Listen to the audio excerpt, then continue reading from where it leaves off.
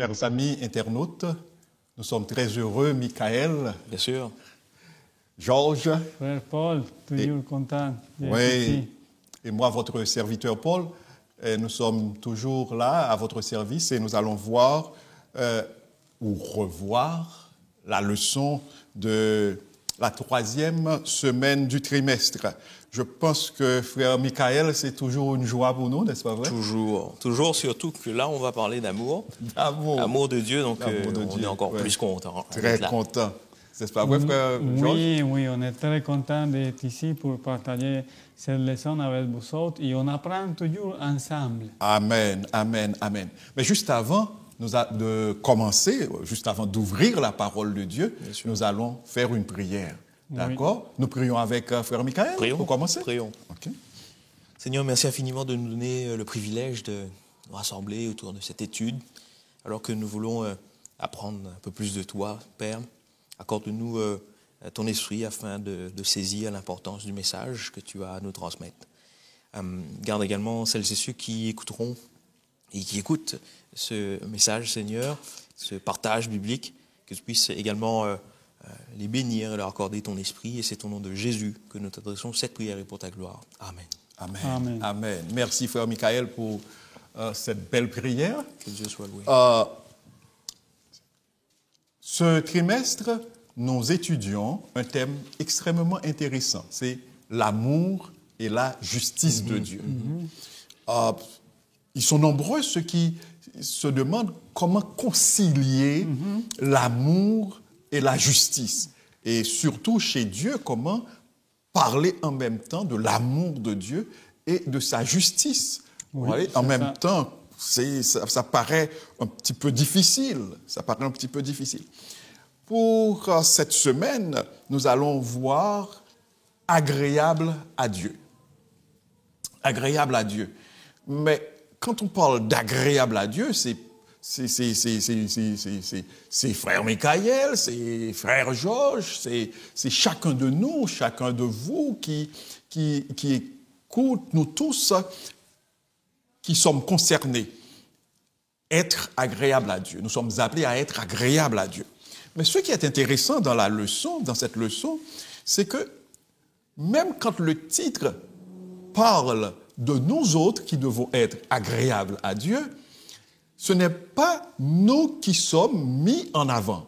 Ce n'est pas nous qui sommes mis en vedette. Ce n'est pas l'homme, en quelque sorte, qui est mis en vedette. C'est encore Dieu qui est mis en vedette. Et quand nous disons que Dieu est mis en vedette, c'est l'amour de Dieu qui est mis en évidence à travers cette leçon. Et si nous jetons un coup d'œil sur le verset à mémoriser, « L'Éternel, ton Dieu, au milieu de toi, est puissant. Il sauvera, il se réjouira avec joie à ton sujet. Il se reposera dans son amour. Il s'égayera en toi avec chant de triomphe. » Nous voyons un Dieu qui se réjouit. Et qui se réjouit, il y a une tautologie ici, qui se réjouit avec joie. C'est comme un parent, comme un père qui voit ses enfants, qui regarde ses enfants et qui se réjouit de voir ses enfants grandir sous ses yeux et tout ça. Alors, nous allons entrer un peu plus dans les détails de la leçon, mais juste, il y a des questions que l'on se pose souvent. Est-ce que vraiment Dieu a besoin de nous? Pourquoi est-ce qu'il nous aime? Est-ce que nous avons quelque chose à régler pour Dieu? Est-ce que sans nous, Dieu ne sera plus Dieu? Est-ce que en fait, Dieu dépend de nous en quelque sorte? On va voir que, en fait, Dieu, il est Dieu, il est le souverain de l'univers, c'est lui qui nous a créés. En fait, il se soucie de nous, c'est juste par amour. Et la partie du dimanche, plus précieux que tu ne l'imagines, nous présente une parabole. C'est la parabole du fils prodigue. Le contexte de la parabole, en fait, ce sont les publicains on peut lire Luc 15, versets 1 et 2. Est-ce que frère Georges pourrait lire pour nous Luc 15, versets 1 et 2, juste pour que nous puissions nous situer dans le contexte de la parabole. Luc 15, versets 1 et 2. Il semble que frère Michael a trouvé, non? Mais frère Georges, voilà, ensemble. Ça nous dit, et les pharisiens et les scribes murmuraient disant, cet homme accueille des gens de mauvaise vie et mange avec eux. Mais il nous dit cette parabole. Voilà. Et tous les publicains et les gens de mauvaise vie s'approchaient de Jésus pour l'entendre.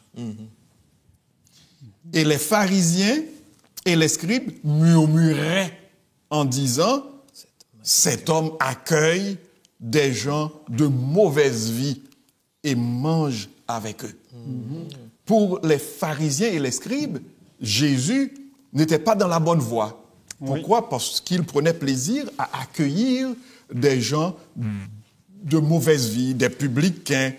Mais ce qu'ils ignoraient, c'est que Jésus était venu représenter le Père, Dieu, le Père auprès de l'humanité.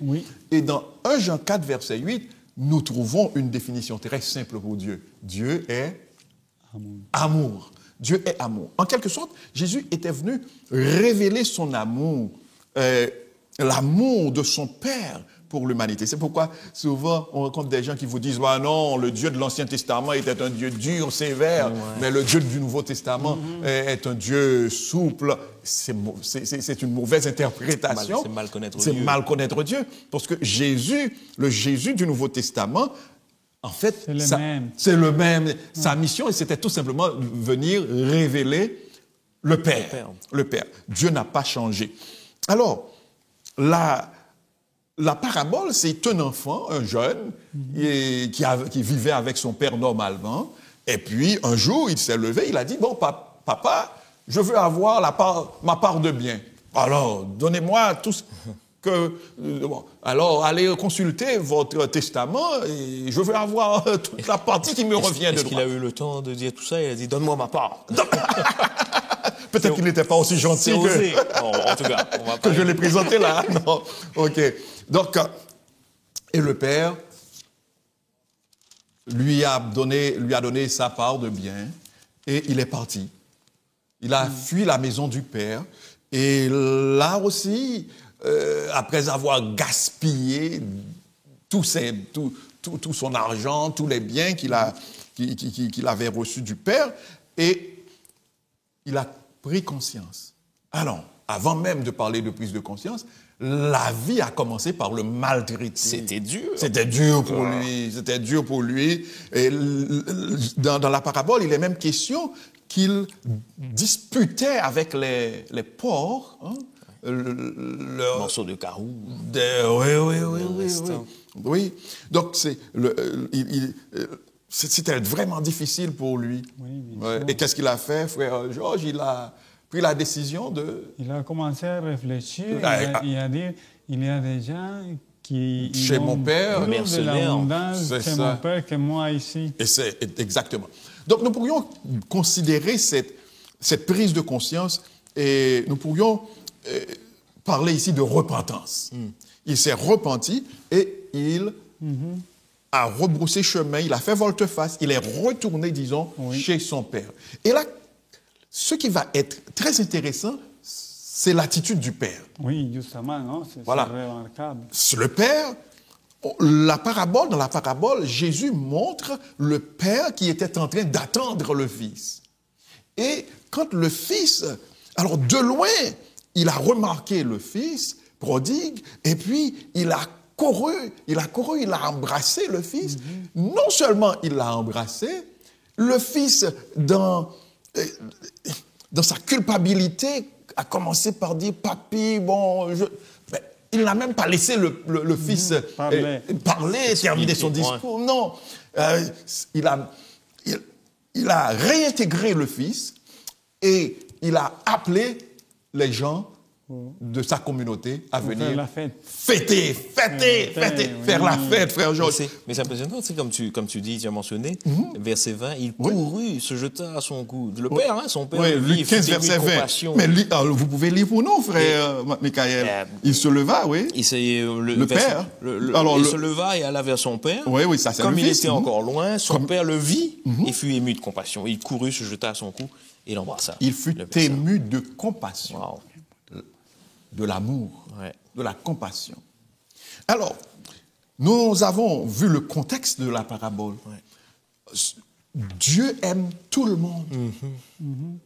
Les gens de mauvaise vie, les publicains, peu importe le statut, peu importe l'état spirituel dans lequel se trouve la personne, Dieu l'aime et Dieu veut la sauver. Amen. Dieu veut la sauver. Dieu veut nous sauver. Donc, ici, c'est extraordinaire, c'est extraordinaire. Et on va voir le fils qui était dans la maison, il était, à son retour, il va être très mécontent, il va se fâcher. Il proteste, il est jaloux. Il va protester, j'aime ce verbe que tu as employé, frère Michael. Et ce fils-là représente les pharisiens et les scribes. Mais on va se demander, est-ce que souvent cela ne nous arrive pas? Hein? Souvent. Oui, bien sûr. Nous pensons que nous sommes, des ayants droit. Pour nous, nous avons le droit d'être aimés de Dieu. Parce que nous... C'est acquis. C'est acquis, parce que nous venons à l'église chaque sabbat, nous remettons la dîme, nous donnons des offrandes. On n'est pas comme les autres. Nous ne sommes pas comme les autres. Donc nous avons le droit d'être aimés de Dieu. Mais eux, non. Est-ce que souvent, nous n'avons pas ce comportement? Oui, je pense que même des fois, sans nous rendre compte, nous prenons cette position, pas humble, pas de reconnaissance. J'aime beaucoup cette expression, sans nous en rendre compte, sans même nous rendre compte je dirais, de la malignité de cette attitude, ou du moins sans même nous rendre compte de l'existence même de cette attitude chez nous. Alors, dans cette partie, il est clair que Dieu, lui, il reste les bras ouverts, attendant toujours ses enfants. Et nous pensons que ceux qui nous écoutent là, vous tous qui nous écoutez, la Bible est claire. Là où le péché abonde, la grâce surabonde. Ne dites jamais, mon frère, ne dites jamais, ma sœur, que vous êtes arrivé trop loin pour être accepté de Dieu. Où que vous soyez aujourd'hui, vous n'avez qu'à faire comme le fils prodigue. Prenez conscience de l'état dans lequel vous vous trouvez et revenez à votre Père céleste. Son nom est amour. Il est essentiellement amour. Il est tout prêt à vous accueillir. Amen. Ça, c'est la première partie de la leçon. Et la leçon, c'était la partie du dimanche. Et je pense que pour lundi, c'est Frère Georges qui va nous aider à... Oui, c'est moi. Puis ça nous dit se réjouir avec joie. Puis j'aime bien cette notion que nous pouvons nous imaginer, que nous pouvons prendre place de ce qui dit ça. Parce que c'est Dieu, on va lire rapidement Sophonie 3, 17, que ça a été nos versets. C'est le verset même à mémoriser. Oui, mais on va le répéter. On va le relire. Oui, on va le relire. Je vais demander au frère Michael, s'il vous plaît, de le lire pour nous. Sophonie 3, verset 17. Oui. Le texte nous dit « L'Éternel, ton Dieu, est au milieu de toi comme un héros qui sauve. Il fera de toi sa plus grande joie. Il gardera le silence dans son amour. Il aura pour toi des transports d'allégresse. » Amen. Merci beaucoup. J'aime beaucoup ce mot qu'il dit. Il fera de toi sa grande joie, sa plus grande joie. Dans ma version, ça va dire sa plus grande joie. C'est incroyable parce que c'est seulement réfléchir. Il y a des milliards de galaxies, il y a beaucoup de singes, mais il nous parle à nous d'une façon spéciale, individuelle. Il va dire qu'il va se réjouir de nous, du salut qu'il va nous apporter, de la paix qu'il voulait nous donner. Et ça doit nous aider dans le mauvais monde, dans la mauvaise condition que nous avons aujourd'hui. C'est savoir que Dieu a pris contrôle de tout ça. Puis les choses vont changer. Ça ne va pas rester comme ça. Puis ça c'est magnifique de savoir que c'est Dieu-même. Je me réjouis de toi.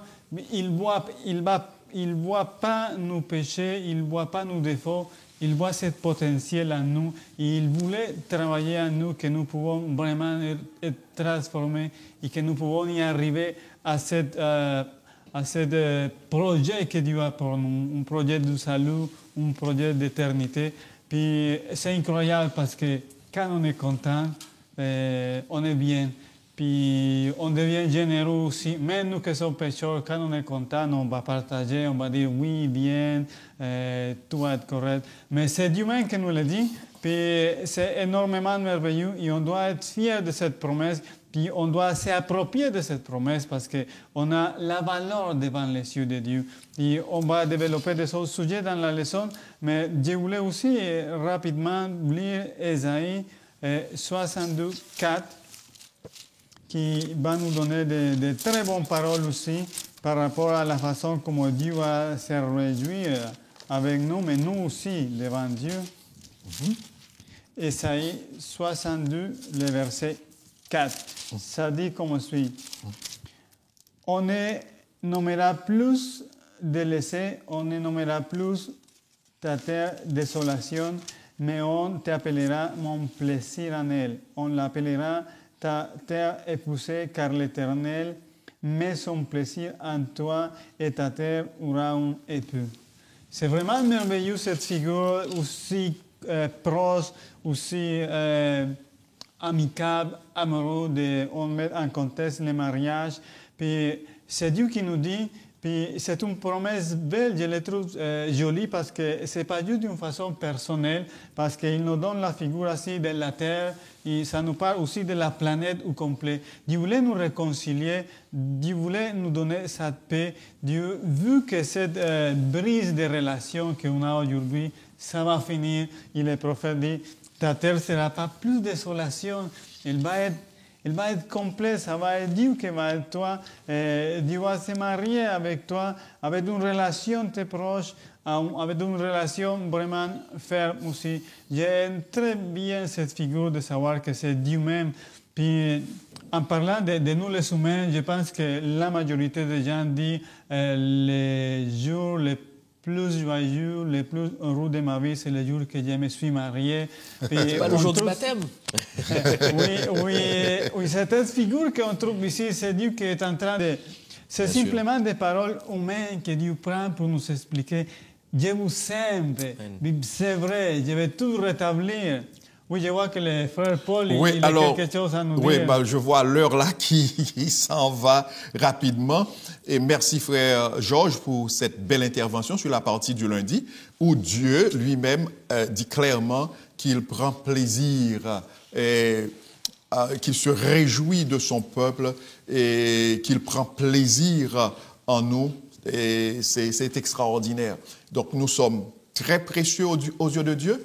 Et chaque personne qui accepte de passer des ténèbres à la lumière, eh bien, ça réjouit le cœur de Dieu. La partie du mardi, c'est être agréable à Dieu. C'est... Plaire à Dieu. Oui. Moi, dans ma version, dans la version, c'est... Dans ma version, c'est plaire à Dieu. C'est le titre même de la leçon, être agréable à Dieu. Oui. Exact. C'est frère Michael qui va nous aider à voir un peu plus clair dans cette partie. Dans cette partie-là, on peut comprendre que Dieu prend plaisir à son peuple. Le peuple doit plaire à Dieu, mais en même temps, il y a un échange donnant, gagnant. Mais tout ça, pour nous faire comprendre que Dieu, dans son infinie grandeur, dans son amour, dans sa perfection, il aurait pu seulement se contenter de la splendeur de la création ou juste manifester sa gloire telle qu'il est, mais il y a quelque chose d'intéressant lorsque nous venons au sujet de Jésus. Parce que dans le sacrifice que Dieu a fait à travers Jésus, on voit cet amour-là. On a parlé d'amour tout à l'heure, ça m'a fait penser à un passage, avant de revenir à la partie que je vais vous présenter, un passage vers Jésus, à la page 152, qui dit « Celui qui compte les cheveux de votre tête n'est pas indifférent aux besoins de ses enfants. Le Seigneur est plein de miséricorde et de compassion. Son cœur est touché par nos douleurs, par le récit même que nous l'en faisons. » Et le texte continue en disant « Nulle calamité ne fond sur le moindre de ses enfants, nulle angoisse ne torture son âme, nulle joie ne le ranime, parce que le Père prend un intérêt immédiat à nos besoins. Il guérit ceux qui ont le cœur brisé, vers Jésus. Vers Jésus, vers Jésus, la page, c'est page 152. Page 152. Vers Jésus, page 152. C'est un excellent texte. Moi, ce qui m'intéressait dans cette partie-là, c'était la dernière phrase qui disait « Les rapports entre chaque âme et Dieu sont aussi intimes que s'il n'y avait que cette seule âme pour laquelle il est donné son Fils bien-aimé. Oh, wow. » Alors, il y a quelque chose d'intéressant ici dans cet aspect de l'amour. Alors, pour en venir à la partie de mardi, le texte d'Ésaïe 43, verset 4 nous dit ceci. Ésaïe 43, verset 4 nous dit « Parce que tu as du prix à mes yeux, parce que tu es honoré et que je t'aime, je donne des hommes à ta place et des peuples pour ta vie. » Un deuxième texte intéressant, Psaume 149, verset 4, « Car l'Éternel prend plaisir à son peuple, il glorifie les malheureux et en les sauvant. » Dieu, le texte nous montre bien ici, Dieu n'attend pas que nous soyons parfaits pour nous aimer. Parce que si c'était le cas, nous ne serions pas là. Non, il n'aimerait personne. Absolument, absolument. Il nous prend tels que nous sommes. Comme tu l'as dit au début, il nous prend tels que nous sommes, même avec nos failles, avec nos manquements. Il travaille en nous.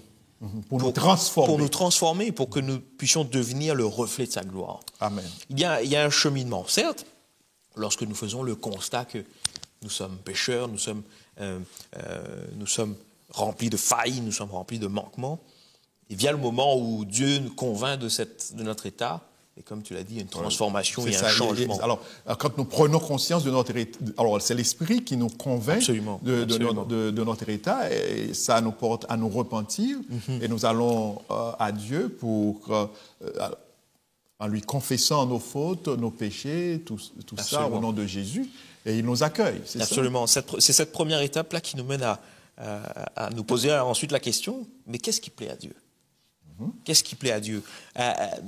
Le plaisir réel qu'on peut trouver en Dieu, c'est l'amour et la justice. Mais j'aimerais partager le texte suivant, Proverbe 15, versets 8 à 9. Mais avant ça, peut-être tu avais quelque chose à partager. Vas-y. Le Proverbe 15, 8 à 9 nous dit ceci. « Le sacrifice des méchants est en horreur à l'Éternel, mais la prière des hommes droits lui est agréable. La voix du méchant est en horreur à l'Éternel, mais il aime celui qui poursuit la justice. » Amen. Ici, on comprend que Dieu est honoré par l'authenticité. Par la justice. Par la justice. Et peu importe la quantité de bonnes œuvres que nous allons faire, peu importe la liste complète que nous allons faire, ce qui plaît réellement à Dieu, c'est la sincérité de notre cœur, avant tout. Si je comprends bien, frère Michael, dans la leçon, il y a des choses... Alors, Dieu se réjouit en son peuple. Dieu se réjouit en nous. Mais si je comprends bien, nous pouvons aussi réjouir le cœur de Dieu. Bien sûr. Ici, dans la partie « être agréable à Dieu ». Si je comprends bien ce que tu veux nous aider à comprendre. Nous pouvons réjouir le cœur de Dieu en pratiquant la justice, par exemple. Et si je me rappelle bien, toujours c'est l'apôtre Paul qui dira dans Hébreux 11, verset 6, sans la foi, nul ne peut être agréable à Dieu. Donc, en manifestant notre foi en Dieu, nous pouvons aussi être agréables à Dieu. Nous pouvons réjouir le cœur de Dieu. Et par notre vie de foi, il y a d'autres versets sans doute que tu vas aussi ajouter, par nos louanges, par tout ça. Oui. Absolument. Mais comment plaire à Dieu, malgré nos imperfections? Je voulais quand même attirer notre attention sur cet aspect d'imperfection Ouais. et de besoin que nous avons de nous en remettre à Dieu. Mais peut-être un autre texte, Romains 5, verset 8, qui dit « Dieu prouve son amour envers nous, en ce que, lorsque nous étions encore des pécheurs, Christ est mort pour nous. » Christ est mort pour nous. Alors ici, ça nous incite aussi à la foi, à fonder notre démarche spirituelle et choisir la foi comme fondement pour pouvoir aller vers Dieu. Et c'est un peu ce qui va dessiner notre caractère pour la suite. C'est extraordinaire ce que tu as dit là, frère Michael. Et Dieu se réjouit en son peuple et le peuple de Dieu peut aussi réjouir le cœur de Absolument, Dieu. absolument. Et par la façon dont nous pratiquons la justice et par nos louanges, nos actions de grâce Absolument. et par la foi que nous manifestons en lui. Mais dans la leçon, j'ai lu aussi, et si on devait le comprendre tout simplement ainsi, on serait sur la pente, on se mettrait sur la pente du salut par les œuvres. Oui. On va plaire à Dieu, on va réjouir le cœur de Dieu par ses propres œuvres.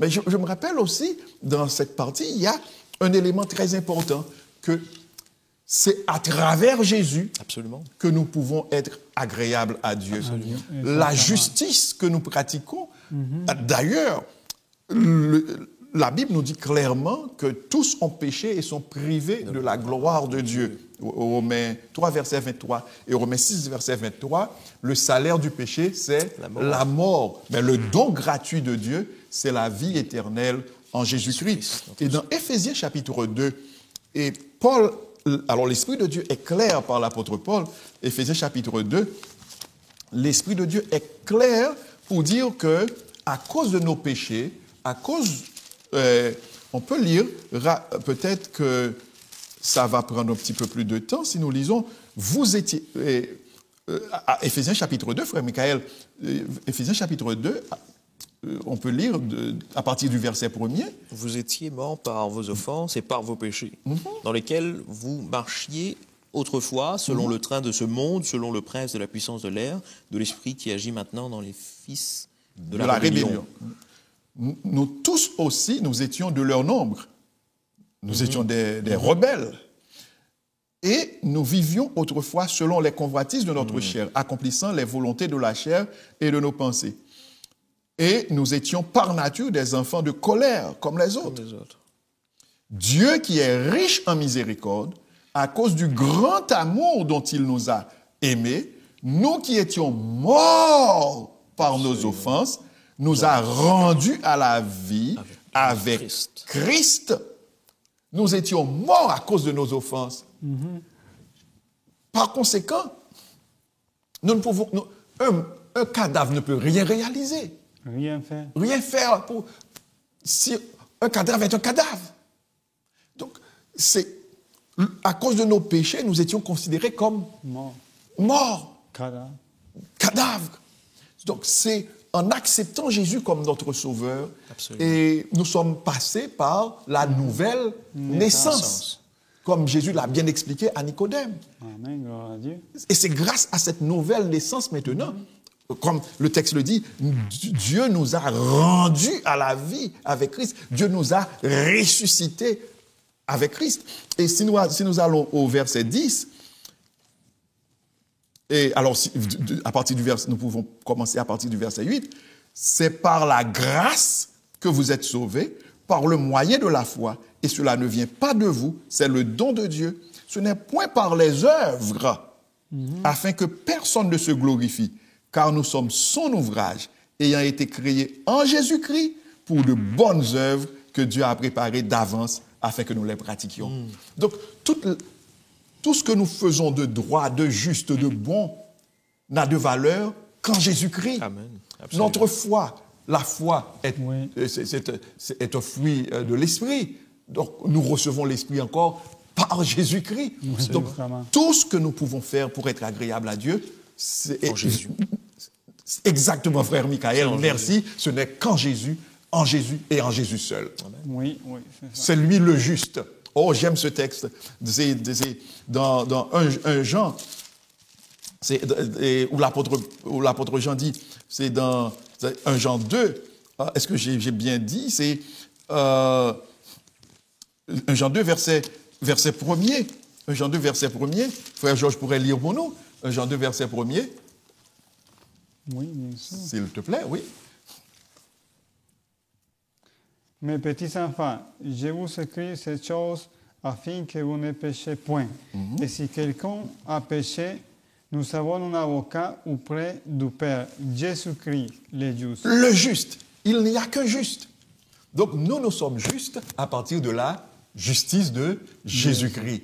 C'est le manteau de justice de Jésus qui nous recouvre. Quand nous acceptons Jésus-Christ comme notre sauveur personnel, quand nous reconnaissons notre statut de pécheur, notre statut de condamné, voyons, et que nous allons à Dieu, et au nom de Jésus, eh bien, Jésus se présente devant le Père et défend notre cause, pas pour dire que non, ce qu'il a fait là n'est rien, ou bien non, sa vie de péché n'est rien. Non, c'est pour dire, j'ai accepté, Jésus accepte de porter les fardeaux, tout le poids des péchés de Paul, tout le poids des péchés de Georges, le poids des péchés de Michael. Il accepte de porter le poids de nos péchés. Il a pris sur lui notre condamnation. La mort que nous méritions, il l'a prise pour nous donner la vie. Maintenant, quand nous parlons de justice, nous ne parlons pas d'une justice personnelle, d'une justice acquise, mais d'une justice imputée. C'est la justice que Dieu nous a donnée à travers Jésus. Amen. Voilà. C'est l'évangile, frère Michael. Et c'est vivant. C'est vivant, c'est vivant. Bon, frère Georges, la partie du mercredi, qu'est-ce que tu veux nous en dire? On m'a rapidement parlé de pierres vivantes et j'aime bien cette figure parce que pour nous, les pierres, on est sûr qu'elles sont éternelles, ils vont résister aux températures et tout ça, mais ils n'ont pas de conscience. Mais ici, il nous parle plus de pierres vivantes, pierres qui sont conscientes, puis aussi qu'on a cet appel à être ensemble. Je voulais bien vous lire Romains 8, 11, qui nous Romains dit... 8, 11. Romains 8, 11. Le verset premier. Oui, il n'y a donc maintenant aucune condamnation pour ceux qui sont en Jésus-Christ. Amen. C'est tellement merveilleux. Amen. Puis on trouve cette figure de pardon par le milieu de Jésus-Christ. On ne mérite pas le pardon, mais c'est Dieu qui va nous le donner de façon gratuite. Et je vais vous partager aussi Romains 5, 8. Romains 5, verset 8. Si tu le trouves, tu pourrais le lire, s'il vous plaît. Mais Dieu prouve son amour envers nous en ce que lorsque nous étions encore des pécheurs, Christ est mort pour nous. Amen. Gloire à Dieu. Amen. Je veux vraiment souligner ça parce que dans le monde aujourd'hui de la science, il faut que tout soit prouvé. Si on ne peut pas tester les affaires dans la science, on ne peut pas dire c'est vrai. Il n'y a pas, dans certains cas, il n'y a pas l'espace pour la probabilité.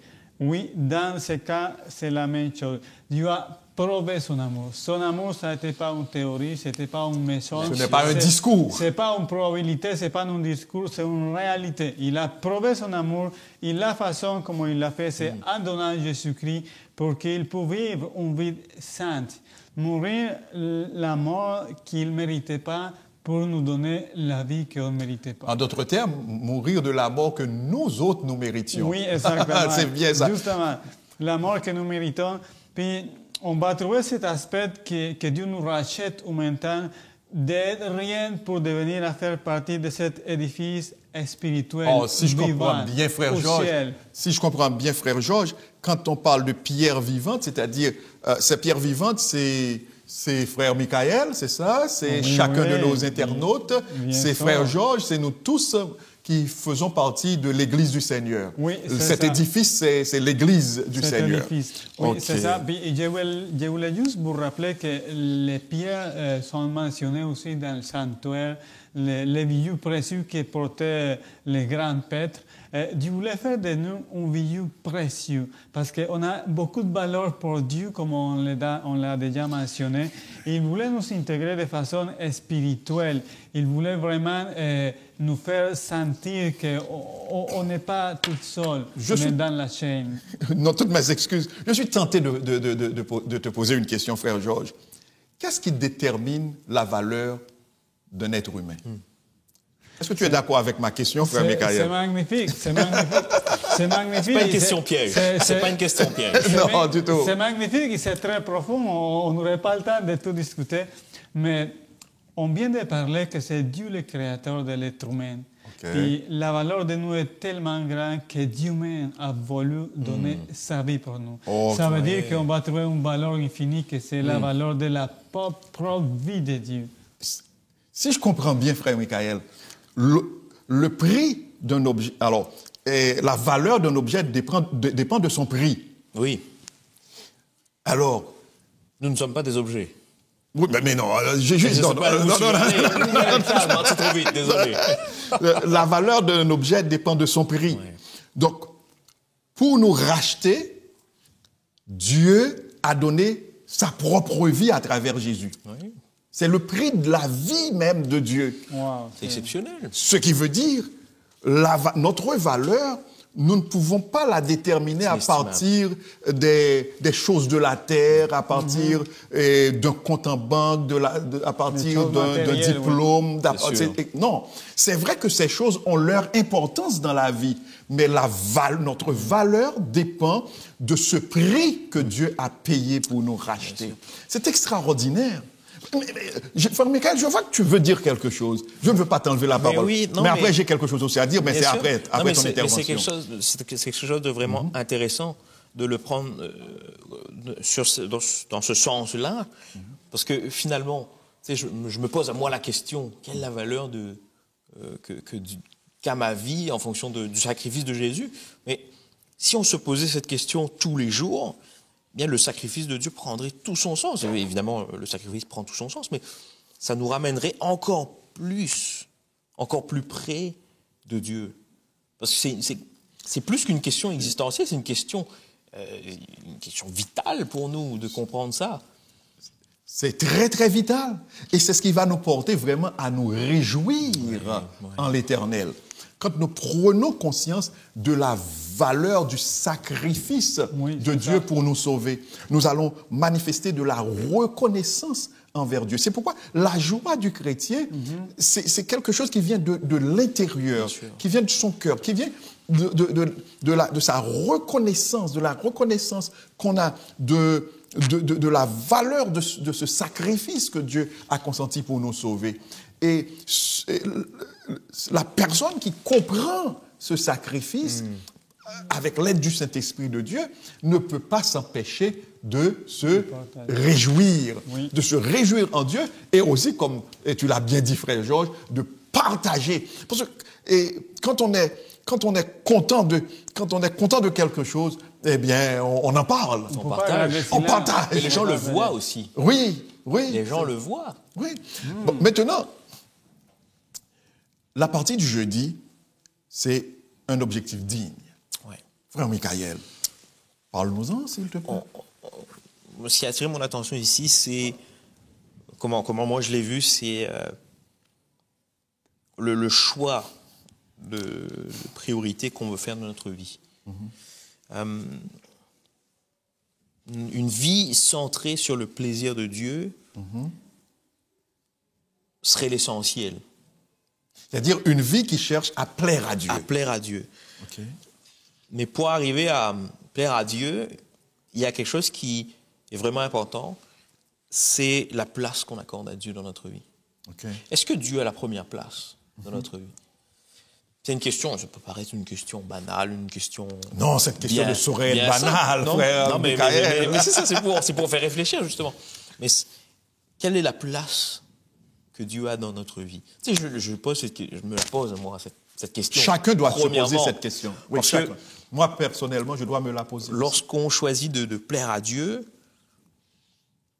nos pensées, nos actions, tout ce que nous faisons sont orientés vers notre Dieu. Et justement, pour arriver à ce résultat-là, je pense qu'il faut faire peut-être le terme est trop simple, mais il prend tout son sens à faire acte de foi. Parce que, comment dire, parfois, il y a des mystères de Dieu qui peuvent nous amener à nous éloigner, à douter. Mais dans cette démarche de mettre Dieu en premier, il y a à reconnaître, parce que la parole est vivante, nous montre que Dieu est amour. Et il y a aussi cet aspect où nous devons faire acte de foi dans certaines situations. Mais premièrement, mettre Dieu en avant. Ça me fait penser à Marc. Marc chapitre 9, versets 17 à 29. Sans forcément lire le texte, ici, dans cette histoire, c'est le père qui amène son fils possédé à Jésus. Il lutte avec ses doutes. Il doute. Le texte nous montre qu'il doute littéralement. Et honnêtement, il montre qu'il a besoin d'aide. Il dit à Jésus, je crois, viens au secours de mon incrédulité. Et cet exemple montre que même avec une foi imparfaite, une petite foi, ben oui, comme un grain de sénévé. Bon, mais si notre cœur est dirigé vers Christ, on peut le plaire dans ce sens. Et Dieu, à travers cette démarche de foi, il délivre son enfant. Exact. Si je comprends bien, frère Michael, être agréable à Dieu devrait être l'objectif de chaque chrétien. À mon sens, comme l'apôtre Paul le dira dans ce passage, ce doit être dans 1 Corinthiens, chapitre 10, si j'ai bonne mémoire, où il dira, 1 Corinthiens 10, verset 31, « Soit donc que vous mangiez, soit que vous buviez, soit que vous fassiez quelque autre chose, faites tout pour la gloire de Dieu. » Donc, le chrétien, le disciple ou la disciple de Jésus-Christ doit chercher à tout faire pour la gloire de Dieu. Mais rappelons-nous toujours que si nous avons la bonne volonté de tout faire pour la gloire de Dieu, c'est grâce, la volonté seule ne suffit pas, c'est grâce au Saint-Esprit de Dieu en nous que nous arriverons à mener une vie vraiment qui puisse plaire à Dieu. Absolument. C'est extrêmement important. Oui. Nous pouvons le lire dans 1 Corinthiens chapitre 8, versets 7 à 14. C'est grâce à la puissance du Saint-Esprit de Dieu en nous. Donc, le Saint-Esprit de Dieu en nous, c'est Christ en nous. C'est Dieu le Père, Dieu le Fils en nous. Donc, si nous pensons que nous pouvons être agréables à Dieu de par nos propres forces, de par nous-mêmes, c'est une entreprise qui est déjà vouée à l'échec. Déjà vouée à l'échec. Maintenant, la volonté de Dieu, c'est que nous tous, nous lui soyons agréables. Absolument. Il veut que nous lui soyons agréables. Mais nous devons nous mettre à l'esprit que ce n'est pas de par notre propre force que nous y arriverons. Non. Maintenant, nous sommes à la partie du vendredi. Merci, frère Michael, merci, frère Georges, parce que vous nous avez vraiment éclairés. Oui. Vous nous avez instruits de beaucoup de choses là, dans les parties du lundi à jeudi. Mais dans la partie du vendredi, il y a un texte que j'aimerais lire. Je ne sais pas, il paraît long, mais c'est vraiment, j'aimerais inviter les internautes à lire pour aller plus loin. C'est un texte d'Ellen White que nous retrouvons dans Jésus-Christ, page 666 à 686. Là, on va lire toutes ces pages-là. C'est un extrait. Le Seigneur est désappointé. Le Seigneur est déçu quand les siens montrent peu de respect pour eux-mêmes. Il désire que ses élus s'estiment en proportion de la valeur de leur rachat. Si Dieu ne s'était pas soucié d'eux, il n'aurait pas envoyé son Fils pour accomplir une mission aussi douloureuse, assurant leur salut. Il sait que faire d'eux et il aime à recevoir d'eux les requêtes les plus importantes pour que son nom soit glorifié. Ils peuvent s'attendre à de grandes choses s'ils ont confiance en ses promesses. Cependant, cela implique beaucoup que de prier au nom du Christ. Cela nous engage à accepter son caractère, à manifester son esprit, à exécuter ses œuvres. C'est extraordinaire. La promesse du Sauveur est conditionnelle. Si vous m'aimez, dit-il, vous garderez mes commandements. Il sauve les hommes, non pas dans le péché, mais du péché. Dieu nous aime vraiment. mais il ne va pas nous dire, OK, Paul, pêche, pêche, pêche, je t'aime, Paul, pêche, pêche, pêche, tu seras avec moi dans mon royaume. Non! Il m'aime, il voit dans quel état je me trouve. Il invite à la réforme.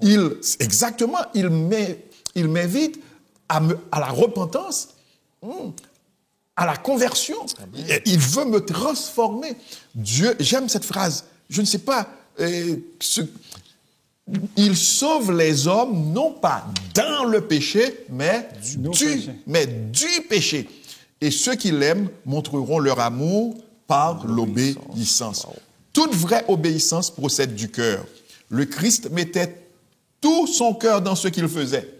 Si nous le voulons, il s'identifiera tellement avec nos pensées et nos aspirations, il rendra nos cœurs et nos esprits tellement conformes à sa volonté, qu'en lui obéissant, nous ne ferons que suivre nos propres impulsions. Ce qui veut dire, et c'est extraordinaire, la volonté épurée et sanctifiée trouvera son plus grand bonheur à le servir.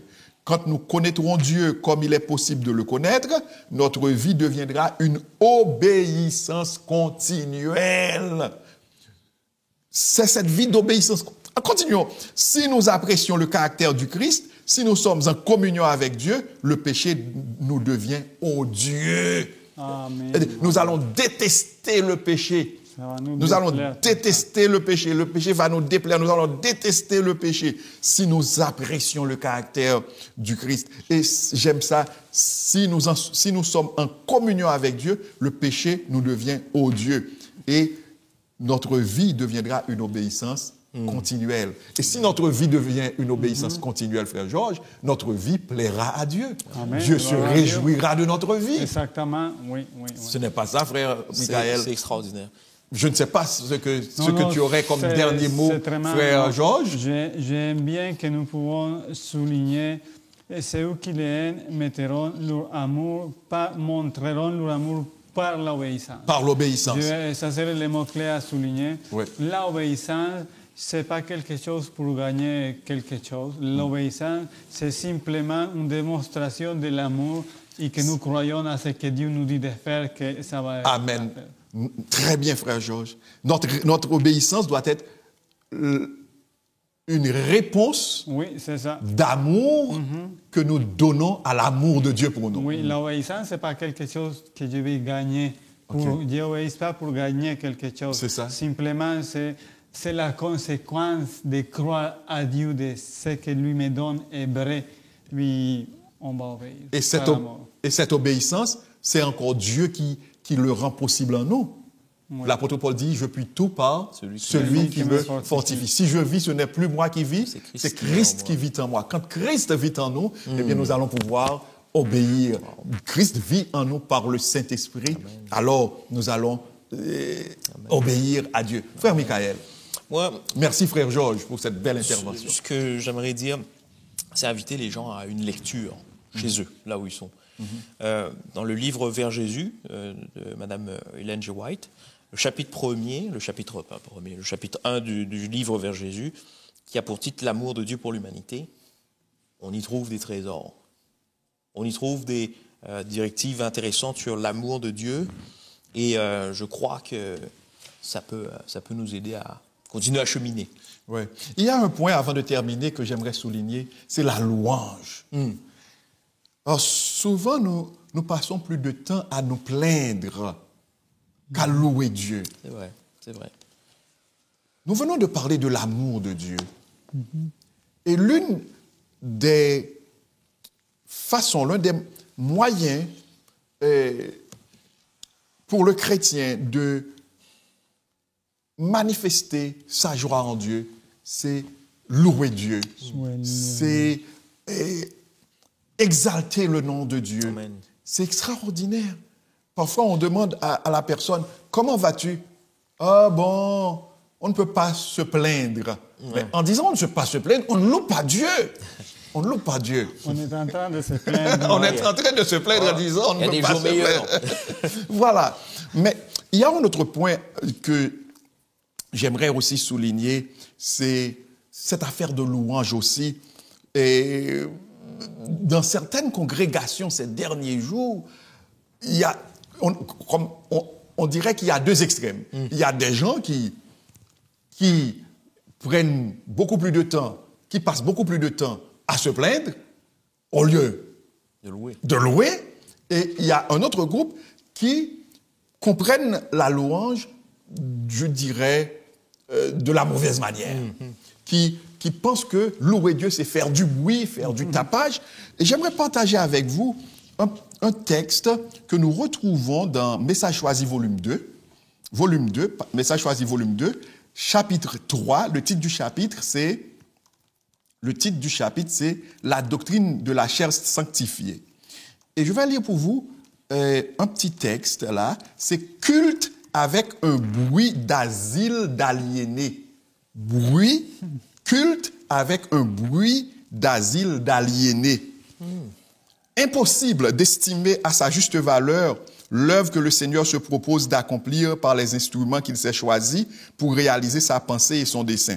Les choses que vous avez décrites comme se passant dans l'Indiana, dans un contexte bien déterminé, sont justement celles que le Seigneur m'a montrées et qui doivent se produire avant l'expiration du temps de grâce.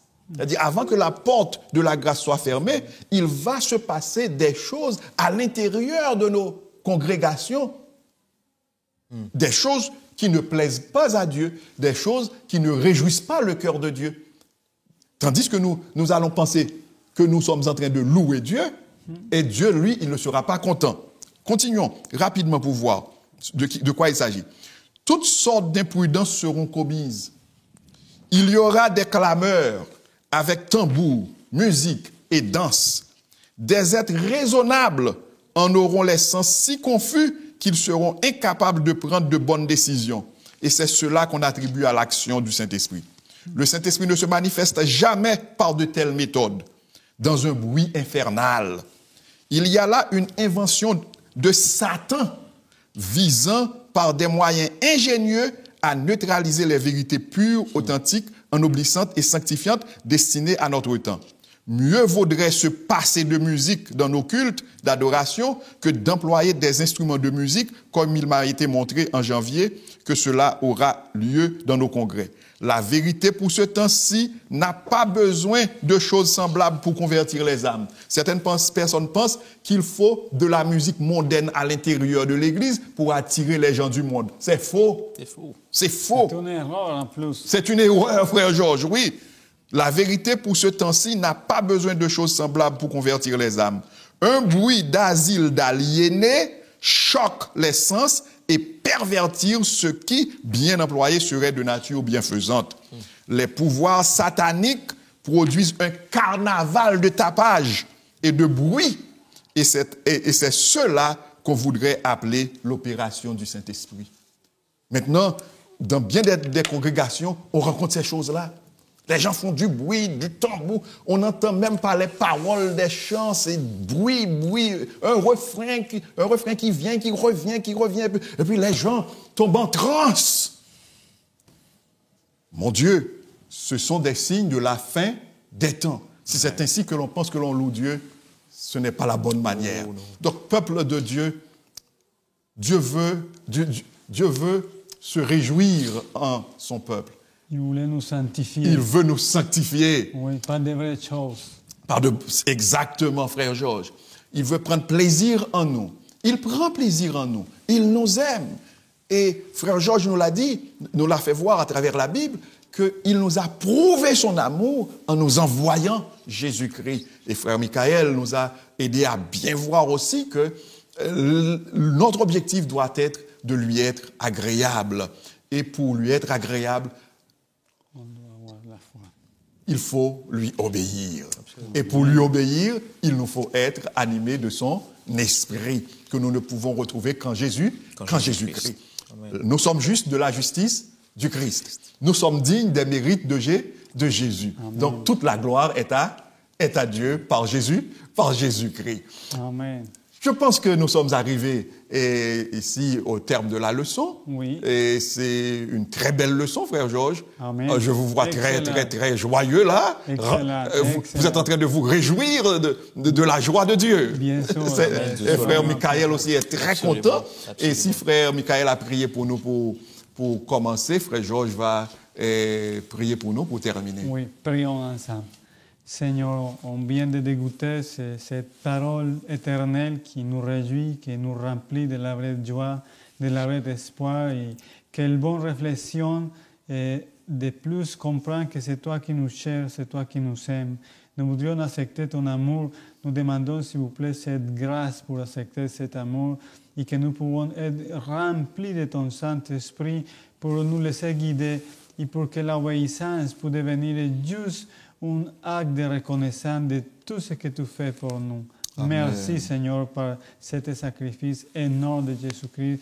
Merci pour ce cadeau qu'on a reçu tel qu'humanité et pour cette récompense merveilleuse, imméritée. Mais tu nous la donnes par ta grâce et par ton amour.